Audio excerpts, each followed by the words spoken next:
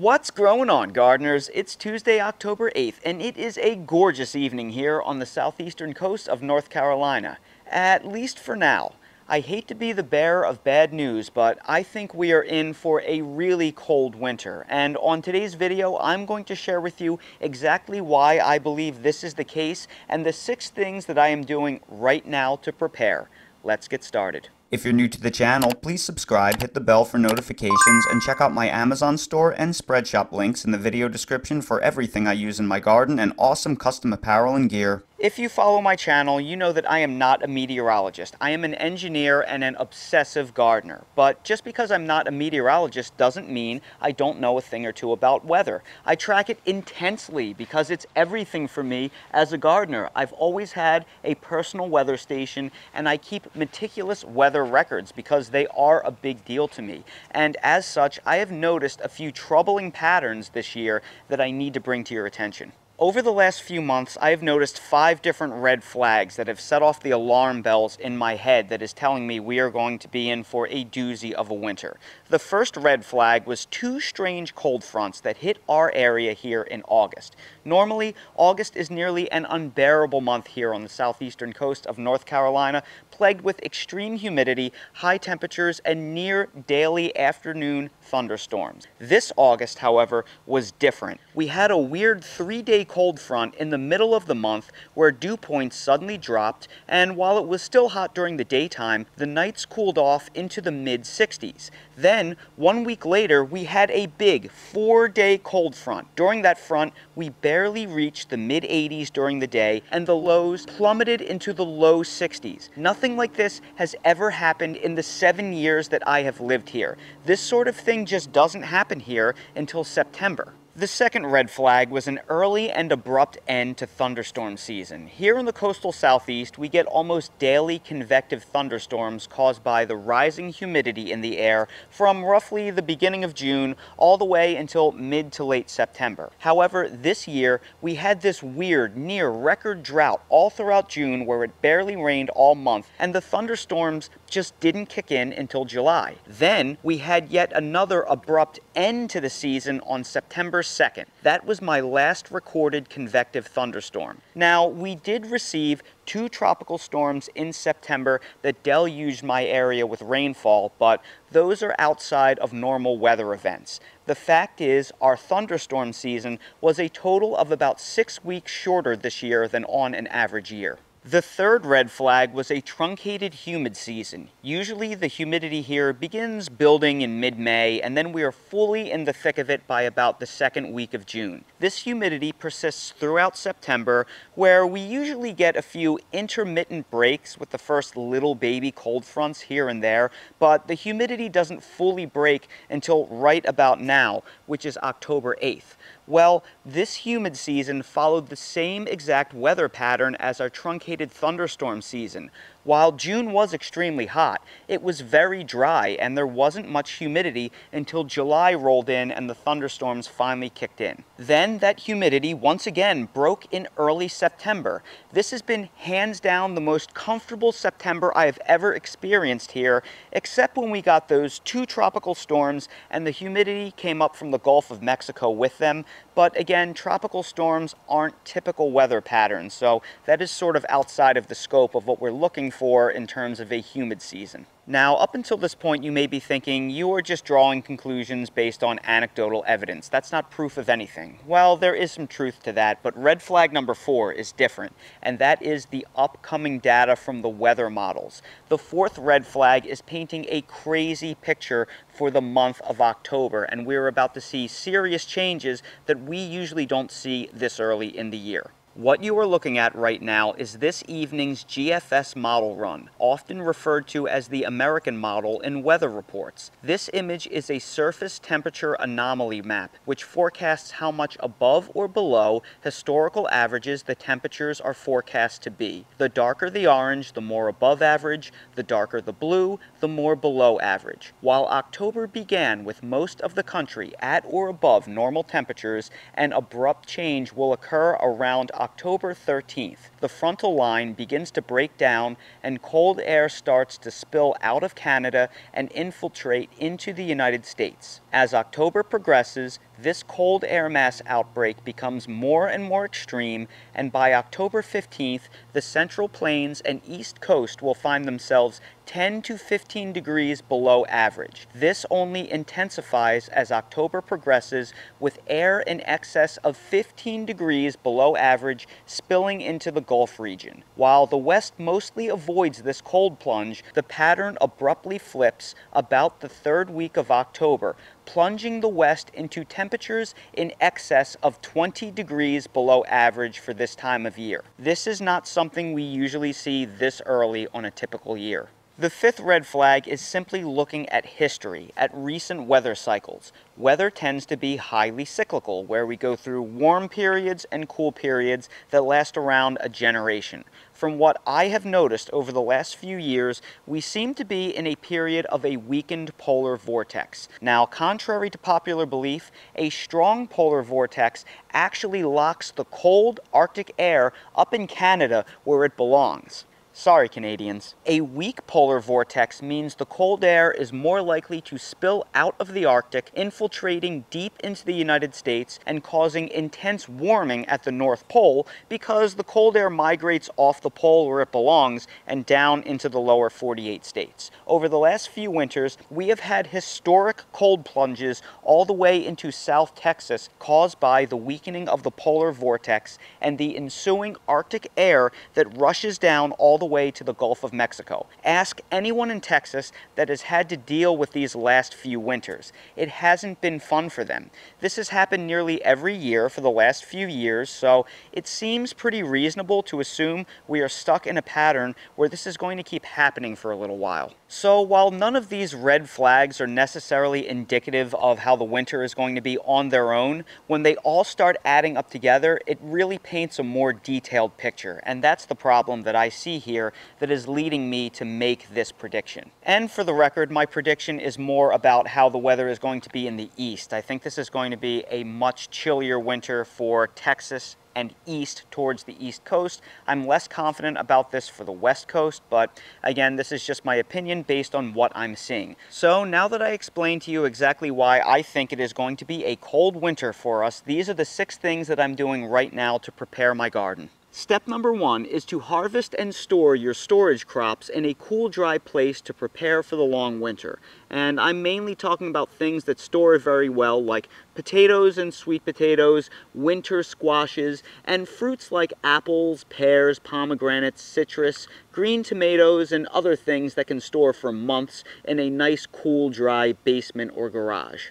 Step number 2 is to can or otherwise preserve in some way your fresh fruits and vegetables that don't store very well on your own. So do things like can tomatoes, pickle your peppers and cucumbers, make fresh salsas and preserve them in mason jars, or make yourself jams and jellies, and again, preserve them using a proper canning method. Doing this, you won't let any of your harvest go to waste, and when you process these things properly, you can store them for as long as a year. Step number 3 is to prepare any of your cold-sensitive fruit trees that you may be growing that may require protection in your zone a little bit earlier than normal. So here I have my avocado and citrus trees. I'm growing numerous of both here in North Carolina, Zone 8, and these require a little bit of protection throughout the winter to get them through. So I've pruned them a little bit ahead of schedule, so they are already small and easy enough to be covered, and I already busted out the incandescent Christmas lights. These are outdoor rated incandescent Christmas lights. Every strand is 175 watts and they generate a lot of warmth. So what I like to do is I put the incandescent Christmas lights on my trees, then I cover them with a breathable plant jacket, and when I turn the lights on, that adds about 5 to 10 degrees of cold protection because the breathable plant jacket locks in the warmth given off by these incandescent lights. This does not work with LEDs. You have to use incandescents, and I also have a 60-gallon drum of water that I keep behind all of my cold-sensitive trees in case I were to have a power outage and I were to lose electricity. The water stores heat throughout the day and radiates it back. It's also good for about another 5 to 10 degrees of protection.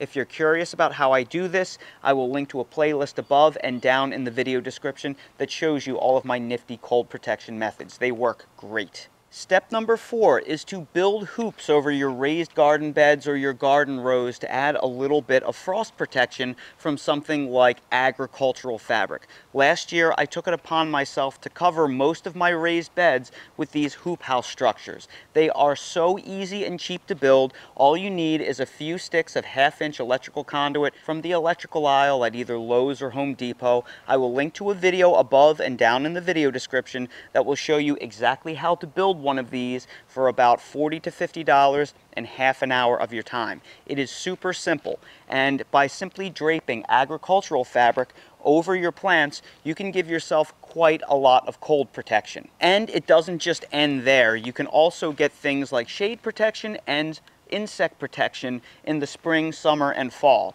So over here where my zucchini is growing, I have insect netting draped over this bed right now to keep the squash bugs and the vine borers off of them. And then when it is really hot in the middle of the summer, I like to drape a shade cloth over these beds. And doing this can greatly enhance your production year-round and extend your various growing seasons while dealing with less pests at the same time. Step number 5 is to stock plenty of agricultural fabric so you have some on hand for when the hard frosts and freezes start. The last thing you want is for a surprise cold forecast to pop up and you don't have the tools on hand that you need to protect your plants. So I recommend you buy it now. A lot of these things are still being sold at a relatively cheap price because we haven't quite gotten to the cold season yet. Now, a lot of people ask me, what type of agricultural fabric should I buy? What weight? And I generally find that agricultural fabric thinner than 1 ounce is so cheap it barely does anything. But then when you get above 2 ounces, it tends to block so much sun because it's so heavy that your plants will barely grow with the really weak sunlight in the fall and the winter. So the best range is somewhere in the 1 to 2 ounce range where you get a decent amount of frost protection while still letting enough light permeate through so your plants can get the solar energy. And again, the nice thing about an agricultural fabric is because it's breathable, it lets out excessive heat during the day, unlike something like a plastic cover, which can literally roast your plants if you don't vent it every single day. And it also lets the rain fall through, so if you're getting a nice shower, you'll get your garden beds irrigated for you. If you're not sure where to get agricultural fabric, I will place links to some products that I use down in the video description. Just remember, when using agricultural fabric, your plants do not generate heat like a warm-blooded human does.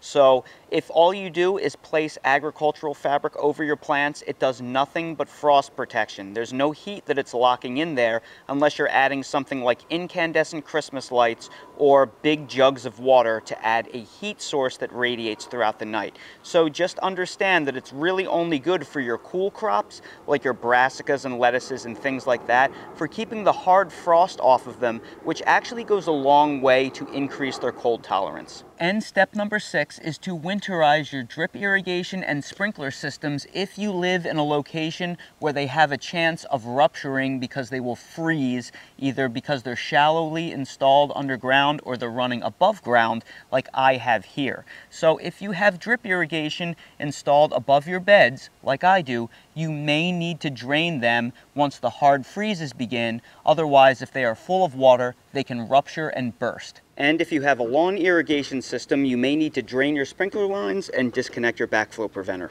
And that is exactly why I think this is going to be a cold winter and what I am doing in advance to prepare. Now, this is by no means meant to be an alarmist video. In fact, I very much hope that I am wrong in my prediction. However, this is what I feel in my gut, and I feel obligated to share all of those things with you.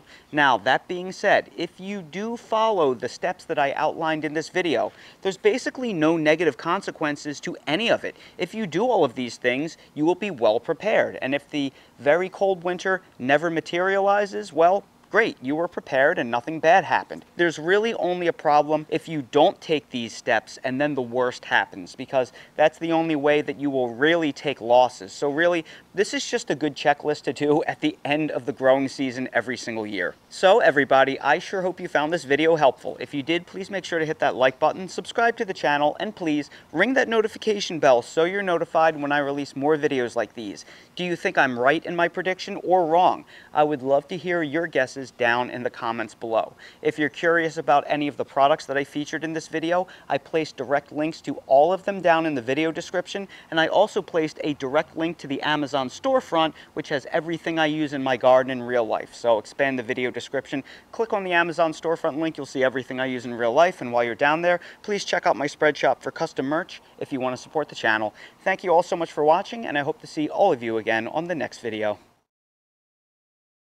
It is so late and I still haven't fed Dale, and he is being such a good boy waiting on his bed patiently for dinner. And I ran out of fresh food for Dale, so all we have left is kibble, and I hate giving him kibble because it's just terrible for dogs, even though we get him better small batch stuff. So I went to the store and I got this package of steak for $4 just to add a little something extra to it. And we got a really nice good sear on it, and I cooked it nice and rare for you, so let's cut into it. And oh my goodness, is that not perfectly cooked? And I still have a couple left over for Dale tomorrow for breakfast.